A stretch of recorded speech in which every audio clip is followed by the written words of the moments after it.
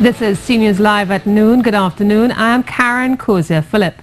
An urgent investigation has been ordered into the leaking of a confidential report into the GATE program. That's the word from the Education Minister, who told GMTT he was extremely disappointed at this latest leak from his ministry, coming 3 weeks after SEA results were received by some schools ahead of their official release. This report will be in the hands of those persons who have been given the responsibility to collate the reports, do the necessary typing and so on before they send to cabinet. So at this point, I really cannot point exactly where this leak emanated from, except to say that I'm very disappointed that some person or persons would not allow that element of trust to remain uppermost in their minds. 16 people were involved in compiling the report into funding higher education, and only last week Minister Garcia had received it. And in a response to the alleged leak GATE recommendations, the former Education Minister has told CNews Live, despite economic challenges, a government shouldn't take measures to hinder development. However, the Education Minister said, though the status of GATE is solely in the hands of the report makers, and Cabinet has not made a final decision. Carry the country forward to develop status. Trinidad and Tobago, under the OECD, have been recognized as a developed country. And so therefore any cut in the GATE program will be a retrogressive step and will not benefit the population. And the Ministry of Education has issued a press release saying the recommendations put forward by the GATE task force are not yet final. Minister Garcia's office said the report has been submitted and will be considered by the Cabinet. Further, it states presently any views on the issue are solely those of the report makers and not the ministry, as no final decision has been made. And joining us on the phone is Mackenzie Peters from the UWI Guild of Students. Mr. Peters, good afternoon. What are your members' reactions to the leaked report? Good afternoon. It is unfortunate that this report would have been leaked in the public domain, and it wasn't given an opportunity to be deliberated by the cabinet. As a result, students are panicking as some of these recommendations, some students see to be affecting them significantly. In terms of some students saying that there will be a high dropout rate come September. Some students are saying that they may not be able to afford.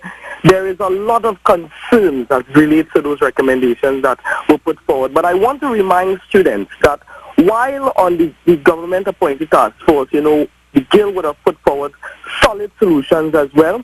And these recommendations were taken by the task force and were minuted in that document that was sent to the minister. These would have included mean testing, which focused on academic performance. We stressed on the importance of allowing students to continue within the system. We stressed on the whole idea of a deferral, moving some of these changes from come September to the following year. And finally, we looked at the whole idea of if students have to pay, let's say if students have to pay a percentage of their degree come September, perhaps a payment plan could be established so that once that student completes their degree, they'll be able to pay that plan, make those payments after. Okay, Mr. Peters, now the Education Ministry has sent a press release in the last hour saying the report isn't final and will be considered by the Cabinet, so it's not set in stone. Exactly, and that is what we want to remind students, that at the end of the day, the decision is with the cabinet, right? We all understand that there needs to be some reform, right? There's a level of wastage within the system.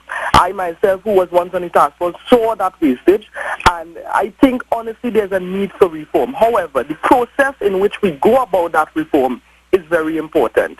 And I think when Cabinet is making that decision, they need to be reminded that what was the mandate of GATE. The mandate of GATE was to provide free education for all. And our country received universal recognition when we took that decision to move away from the dollar-for-dollar system to provide free tertiary education for everyone who are vulnerable within the system. Okay, thank you, Mr. Peters. That is Mackenzie Peters of the UWI Guild talking to us on the GATE issue, the GATE report being leaked. Of course, you can get in touch with us on CNews Live and give us your views on this hot topic.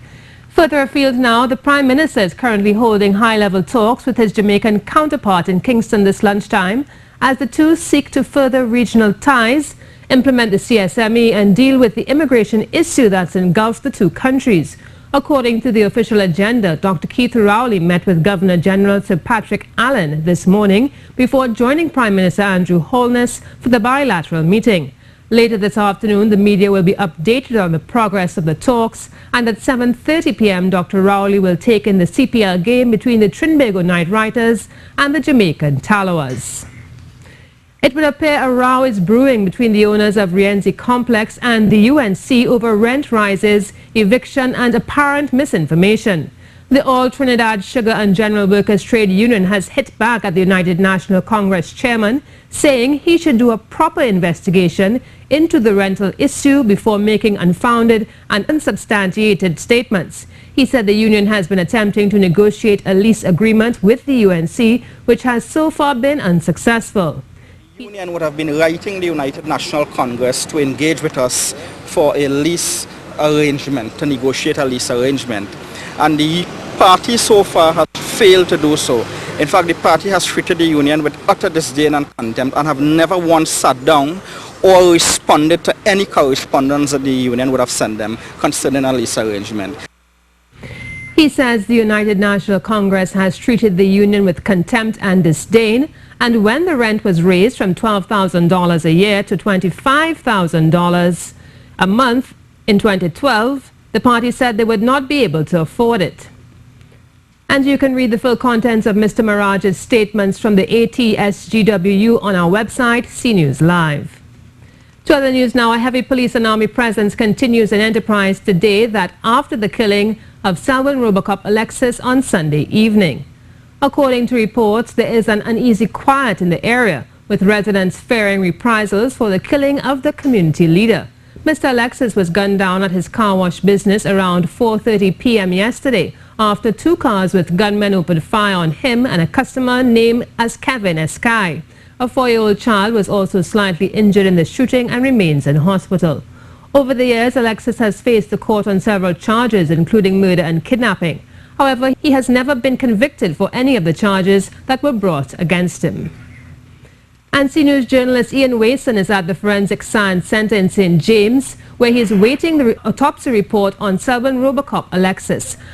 Ian, good afternoon. What can you tell us so far? Well, hi, good afternoon, Karen. It seems that I have to continue to wait until tomorrow, as the autopsy will be done tomorrow, as there's no pathologist in today. So the forensics will keep the bodies overnight, and the autopsy will be done on Tuesday. Ian, did you get a chance to speak with any of Mr. Alexis's family members? What are they saying? No, we did not speak to any of his family members, but we did speak to two of the family members of the alleged shooter who had shot him. And they said that they expect that of him, and they kept speaking to him and trying to encourage him to go on the right path. But it came to a shock to them. Okay, thank you very much, Ian. That's Ian Wason out there at the Forensic Science Center, where he was awaiting the autopsy report for Selwyn Robocop Alexis.